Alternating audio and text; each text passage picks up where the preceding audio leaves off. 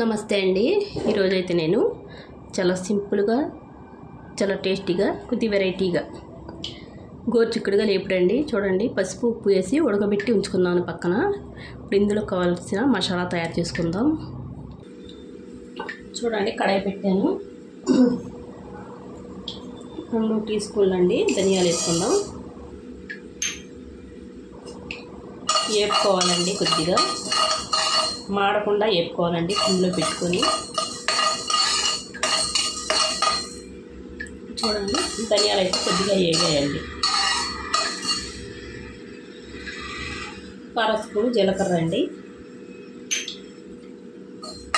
ఈ ధనియాలు వేపుకుంటే కూడా చాలా సువాసన వస్తాయండి. జీలకర్ర రెండు కలిసి కలుపుకుంటా బాగా దూరంగా వేయించుకోవాలి. మరి మాడకూడదండి, మాడితే చేదు వచ్చేస్తాయి. మెల్లిగా వేసుకోవాలి. జీలకర్ర వేసుకుంటేనే చాలా మంచి స్మెల్ వస్తుంది.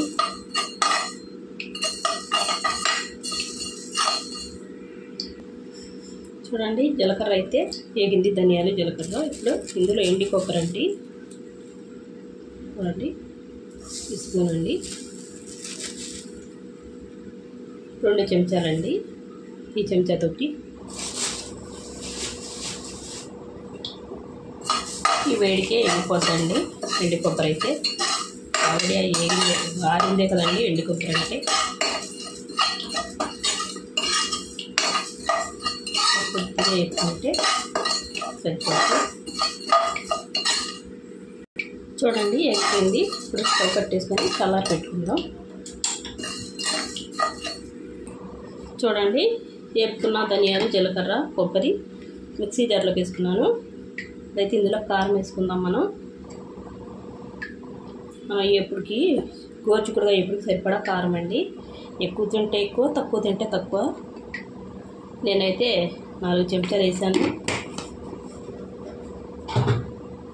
అలాగే 1/2 చెంచా ఉప్పు అండి. చూడండి, ఎల్లుల్లిపాయలు 1 పాయ అండి, చిన్నది. ఇదైతే మనం పౌడర్ కింద చేసుకుందాం. చూడండి, ఇప్పుడైతే బాండి పెట్టుకున్నాను. నూనె వేసుకుందాం. ఎప్పుడు కదంటే కొద్దిగా పడుతుంది.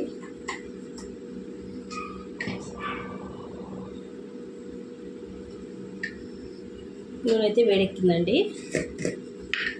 తాలింపుకి మనం జీలకర్ర, ఆవాలండి కొద్దిగా, పచ్చి శనగపప్పు అండి,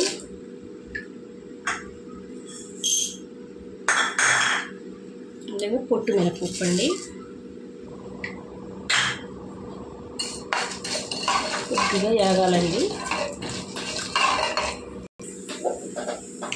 చూడండి, వేగిపోయాయి తాలింపు. ఒక 4 ఎండుమిరపకాయలండి. ఇప్పుడు కరివేపాకు 4 కరివేపాకు ఎండుమిరపకాయలు వేగిపోయాయండి. ఇట్లయితే ఉడకబెట్టుకున్న గోరుచిక్కుడుగా వేసేసుకుందాం.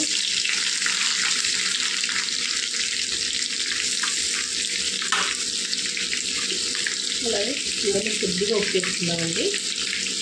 ఇలా మనం పొళ్ళు వేసుకున్నాం కదండి, కొంచెం కొద్దిగా వేసుకుందాం. ఆల్రెడీ పచ్చి వేసేసుకున్నాం కదా, తీసుకొని వేసుకుందామండి. వేగాలి కదా మనకి, వేసుకుని బాగా కలిపిస్తున్నాం. నీళ్ళు కలుపుకోవడానికి కొద్దిగా పెద్ద మంట మీద ఫ్రై చేసుకోవాలండి. ఇది బాగా కలిపేసుకుందాం.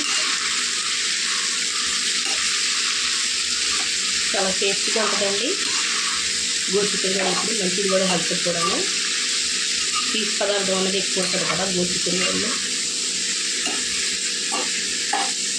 బాగా కలిపేసుకొని వేగనిద్దామండి. కలుపుకుంటూనే ఉండాలి. 2 నిమిషాలకు ఒకసారి కలుపుకుంటే అన్నీ సమానంగా వేగుతాయి. ఇక్కడ ఇలా మనం వేసిన దాని మీద 1 పావు వంతు వేగాయండి. ఇంకా వేగాలి. ఇవి మధ్య మధ్యలో ఇలా కలుపుకుంటూనే ఉండాలి. కలుపుకుంటే అన్నీ సమానంగా వేగుతాయి. చూడండి, ఇంకా వేగాలి కదా, మళ్ళీ చూద్దాం. చూడండి, ఇలా వేగిపోయాయి కదండి కాయలు. మీరు తెచ్చుకుంటే అన్నీ సమానమైన కాయలు ఏరుకొని తెచ్చుకోండి. లేతవి ముదిరి లేకుండానే ఒక్కలాగా ఉన్న కాయలన్నీ ఏరుకుంటే చాలా బాగుంటుంది ఎప్పుడు. చూసారా వేగిపోయింది కదా. ఇప్పుడైతే మనం చూడండి కారం మనం నూరుకున్నాం కదా, మసాలా కారం అండి. ఇది చాలా టేస్టీగా ఉంటుంది. ఇది వేసుకుంటే మిక్సీ మొత్తిగానే మొహమలాడిపోతుందండి కారం అయితే. అదైతే కారం అంతా పెట్టేసి వేసేసుకుందాం.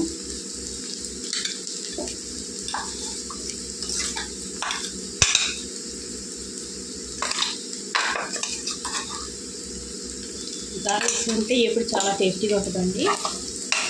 మీరు కూడా ఒకసారి ట్రై చేయండి. ఇవన్నీ వేసుకున్నాం కదా, ఎంతసేపు పట్టదు మనకి వేగడానికి. చూసారా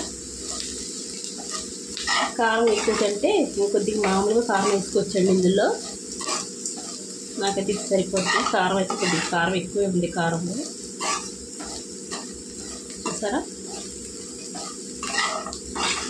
సిమ్లో పెట్టుకొని కారం వేసుకున్నప్పుడు హైలో పెట్టకూడదండి, మాడిపోద్ది. సిమ్లో పెట్టుకుంటే కరెక్ట్గా సమానంగా ఎగుద్ది. అసలు ఎగుతుంటేనే చాలా మంచి వాసన వస్తుందండి. ఇలాగైనా కలుపుకొని తినేయచ్చండి, లేకపోతే పప్పులపైన పప్పు చారులపైన నంజుకొనైనా తినచ్చు. చూసారా ఎంత బాగుందో. ఇంతేనండి మసాలా కారంతో గోరుచిక్కుడుగా ఎప్పుడు. వీడియో నచ్చితే లైక్, షేర్, సబ్స్క్రైబ్ చేసుకోండి.